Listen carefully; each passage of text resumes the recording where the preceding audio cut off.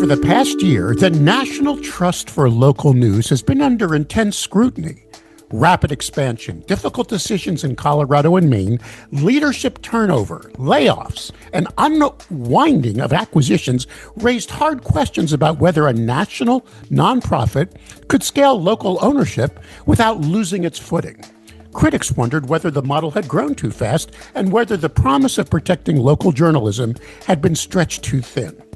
Today's conversation happens at an inflection point. Under new leadership, the trust is openly recalibrating, narrowing its focus, listening more closely to journalists in the field, and testing ideas rooted in newsroom reality rather than top-down theory. One of the clearest signals of that shift is the trust's first ever News Innovation Sprint, which put real money, real authority, and real experimentation directly into the hands of reporters and editors.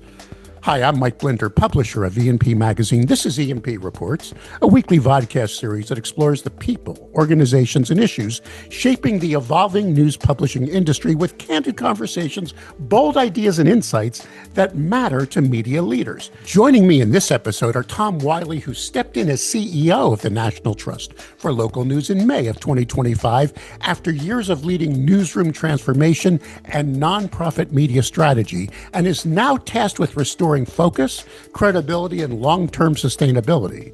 Also with us is Susie Glassman, a veteran education reporter whose work spans accountability reporting and community-centered storytelling, and whose winning Innovation Sprint project reimagines local journalism as something audiences actively engage with, not just consume. This isn't a conversation about saving journalists in abstract. It's about what happens when journalists themselves are empowered to shape what comes next. Coming up after this break, we'll dig into how the Sprint moved beyond conferences and grant applications to activate ideas in real time, how journalists coached one another toward impact, and why programs like this may be the key to reversing the decline of local news. Stick around. We'll be right back. Hello. My name is Walter Hussman. Our family has been in the news business for over 100 years. Journalism includes two parts, reporting the news and providing opinions. But in recent years, there's been too much opinion appearing in news reporting. This has eroded public trust in news reporting to the lowest level of any U.S. institution. To address this, we started a nonprofit, the Center for Integrity in News Reporting. And now, through the CFINR Annual Journalism Awards, that mission is gaining momentum. With 6 categories and $150,000 in prizes, the awards recognize impartial and objective reporting rooted in facts, not spin. Winners will be honored at the 3rd Annual Awards Ceremony in Washington, D.C., joining a growing community committed to restoring trust in journalism. There's no entry fee, and submissions are open now through February 16th. Enter today at cfinr.org/award-entry and be part of the movement to rebuild trust one story at a time. All right, Susie, I want to start with you. This really started for me with an email from our good friend Autumn Phillips, a longtime friend of E&P, someone our audience knows well. She was on this program with P.J. Browning during her time at the Post and Courier. She was one of the judges for the Innovation Sprint. In fact, she was your judge. When she reached out and introduced me to what you were working on, it immediately stood out. So take us back to the beginning. How did this sprint first come onto your radar? And what made you decide to raise your hand and say, yeah, I have an idea here. I want to test this thing? Yeah, absolutely. So first of all, Tom introduced the idea to the entire newsroom, right, which includes Colorado, Georgia, and Maine. And I was excited by the idea in a way that I hadn't sort of felt before, because I had thought a lot about how to improve or how to get readers more involved in the stories that I write. And so Tom presented this idea that was going to be very fast, right? I think it was, from the time he introduced, and that's why it's called a sprint for a reason. So it was like, come up with the ideas, and then we will put you in front of a coach. Her name's Autumn. And Tom can talk about how Autumn became involved. But then she'll, help you take your idea and put it into a format that you're pitching in front of these nationally renowned coaches that we'll talk about too. So I was very excited about it because I had noticed in my reporting, I report about K through 12 education, and there are a lot of times where school boards or superintendents or these elected officials are making decisions that impact communities, impact families, and they know from the outside, if I'm going to close the school, like what school am I going to close? Who's it going to affect? And I'm never going to make everyone happy, but there's this gap in between what our officials decide and what readers or communities actually know about the decision-making process. Mm. And so I wanted to bring them in a way like with a simulation tool that says, okay, you are now on the school board and you have to cut $60 million out of your budget. And what would you do in a way that gives people maybe a little bit more empathy or a little bit more knowledge behind how hard these decisions are? But what Autumn did, and I know we'll get into the pitch in a minute, I think Tom can talk a little bit more about Autumn's role and how she was brought in, where she came from, but she was amazing. Okay, let's let Tom, who is a coach, who is a judge, who is Autumn? And we'll get into the pitch in a second, but just tell us how you selected these people, what they're doing, and why they were so important in building up spirit. Well, a couple of things on that. One is I think it helps when you can create urgency around speed. Susie talked about the speed for this. One of the ways to get that kind of engagement is to say, if you're interested, you got to go now.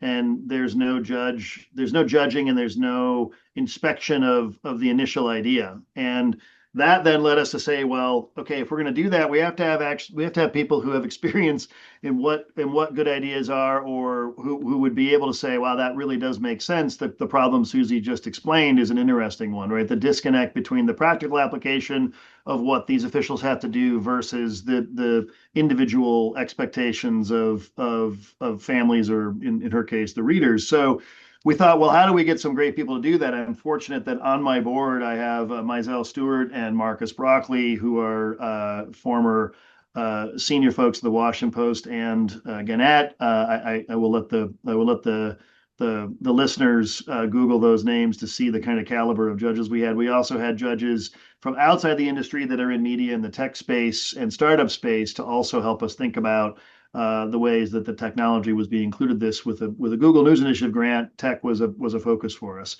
Autumn, if you pardon, is Autumn Phillips, who was the editor at large at the Post and Courier in Charleston, and she literally individually received emails, which was the follow up to that Zoom that Susie talked about. They would email their ideas and say, I've got an idea. And then her job for us was to help them flush that out. So let's get into the pitch now. Now, first of all, this was live and virtual. Am I right, Susie? Yes. Did you stay through all the pitches? I mean, so you got to see everything? Yes. Not just you. Did you collaborate with others before, or were you just doing your own and learning and drinking in from everybody? Tell me about the pitch event itself. I didn't collaborate with anyone else. I mean, I had Autumn coaching, and we met probably a week before this live virtual event. We each got 5 minutes to present. Anyone in the company, was encouraged to join, to watch. And then obviously we have the judging panel. So to say I was a bit nervous is an understatement. I have never done that kind of thing. I will say Autumn's coaching was great. I thought, the whole sprint, the whole idea about this is behind innovation. So I tried to be innovative in my pitch. I actually had recorded some video, put together a presentation ahead of time, so that I used a mixture of video and slides and animations and even GIFs and things like that to make my 5 minutes as memorable as possible. But I'll say, yeah, I mean, it was a bit scary, but it was fun. I loved seeing the other pitches. There were 12 in total, so the other 11 were really cool to see how others, how their ideas came along.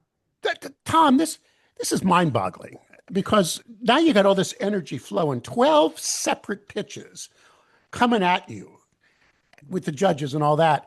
Was there a common theme? Were they all different? Um, did any just stick out? Give me, what was it like to witness this, Tom? All this innovation coming from the street up was what I like, because Well, it's usually top down, is what we hear. So this is, well, go yeah, I ahead. mean, I've been in that space for a long time, and one of the things I said at the innovation summit we had, which parallel to this. So there were actually two other significant elements to this innovation. I'll say launch. One was an executive summit and with the leadership, and the other was focused on sales innovation and tools within sales. I will say that the common theme that the journalists did a fantastic job was where they understand the mission of the trust is to increase reach and impact of local news. So they're not net operating income focused. They're not driven by an advertising attachment. We would love to see them drive incremental, audience sales and things like that. But that was not the point. The point was really to be mission, and it doesn't take much to prompt journalists to say, if you have a cool idea about how to improve our mission, here's an outlet for it. And by the way, there's money behind it. And by the way, we're going to give that money out in the next 90 days. Yeah. And then you have leadership in those newsrooms thinking, wait, I don't have to pay for this. I don't have to pay for the camera or the microphones or the technology build or the consultant or whatever it might be to pull it out. So we were able to do that. And this is the point of the grant that we got is to activate this. Yes, it was. I mean, it was built around. Your listeners will probably be familiar with Shark Tank. Like Exactly. this is 12 pitches, 5 minutes each, video, judges on, and then they all stayed on, and we played some music, and the judges went off and evaluated and came back and said these are the six winners, and All they at once. That's it. The yeah. show, just like watching the show. Yeah, and so there is energy around that. There's excitement around that, and the industry needs that, and we need to reward this thinking, and we need to give space and bandwidth to people like Susie to say that the CEO and the COO and the board members are listening to what you actually care about because it's the same thing we care about. And so how do we make that activation? We're not so big that we have to make everything happen through some tech stack. So, Susie, same question to you. You watched all 12. What did you take away from this? What did you absorb from all these new innovative ideas? Good question. I was impressed with every single one of them, right? Because as a reporter, I could see how they would create connection, create interaction, create this. I'm going to talk about connection again because in the world that we live in, the news is heavy, right? It's heavy and it's coming at you every day. And some of these, or it's coming at you fast, right? Every day. And I've got friends who just want to disengage from it all, right? But the ideas that came forward were either centered around how can we get you the information that you need, say, to vote, right? Who am I going to vote on? Where am I going to be an active civic participant? Or they were fun, like a podcast, about our town, right? So I was impressed that they were ways to either make people more informed, but they came from the heart from we care, right? We care about local news. We care about our neighborhood. We care about who's engaging with us, and we want to find ways to make the news sort of fun again. That was the impression I got. Tom, are these pitches available? Can someone watch it? I mean, and learn from it? There is a sort of a sizzle reel that we could definitely send you on the innovation sprint that has Please. comments. What's that? I said, please send it. We'll Yeah, get it so on we'll the send you page. that. It would be a great thing to maybe include. Anybody on the Spotify world or Apple, editor and publisher.com, AND, you can't use the N sign, Right. slash vodcast. Find this page. Get me that sizzle reel. Let's at least Okay. show that to the other. Go ahead, Okay, Tom. I'm great. sorry I interrupted you. No, so I mean, it was it's very shareable. Look, the mission of the trust is not to create shareholder value. The mission of the trust is to create the philanthropic investments into impact and reach of local journalism, which I see as the glue that holds communities together. And I think we know for a fact that the way we've been going about it, whether it's the topics or whether it's the distribution or whether it's the packaging or whether it's the delivery of it in timing, we're doing something wrong. And so we have to start doing things differently to see which one sticks. And I don't know which of these is going to stick. I hope they all stick. All right, Tom, I'm going to let you wrap this up. One final thought. If you could tell every newsroom leader one thing about innovation that you picked up from this in 2026, can you pick one that you would expound now and give us as our final thought to take away? Yeah, this came out of both the sprint and the innovation summit we did with leadership. You have to be purposeful and you have to create time and capital to innovate. And if you aren't purposeful about doing that, it won't happen, because the day-to-day operations of trying to do more with less, which this industry's been going through for the last 30 years, is consuming. And if we don't figure out a way to carve out the time and the energy and the capital for innovation, we have two problems. One, we're going to keep doing the same thing, which we know what the end game of that looks like. And two, we're not going to keep people like Susie eager to work for us because they don't get to do the stuff they want to do. And they're sitting there thinking, man, if we would only do this, it wouldn't be that expensive. And, I just need permission and a little bit of support. And in our case, we said there's a little bit of capital. This is not expensive. These are not 6 and 7 figure investments to start. They might be in the future. And so, if we don't experiment and we don't reward innovation, and by the way, when they fail, which might be they fail in the outcome intended, we need to reward the learning and then ask again and fund the next thing. And so we really have to get out of this mentality that once we do it, we're going to do it until, the public figures out that that's really what they want. Well, it's not working. The National Trust for Local News has definitely been in the press, and this is really a very cool innovation, in my opinion, that they've come up with to really find innovation not top down, but from the street up, the people that actually do the reporting. Susie Glassman, award-winning senior education reporter with Colorado Trust for Local News, thank you so much for your time. Tom Wiley, CEO of the National Trust for Local News, thank you again, and keep us informed about how this is moving on. Get us that sizzle reel, and more importantly, keep innovating, guys. Really appreciate your time. Thanks for having us. This was great. Thank you.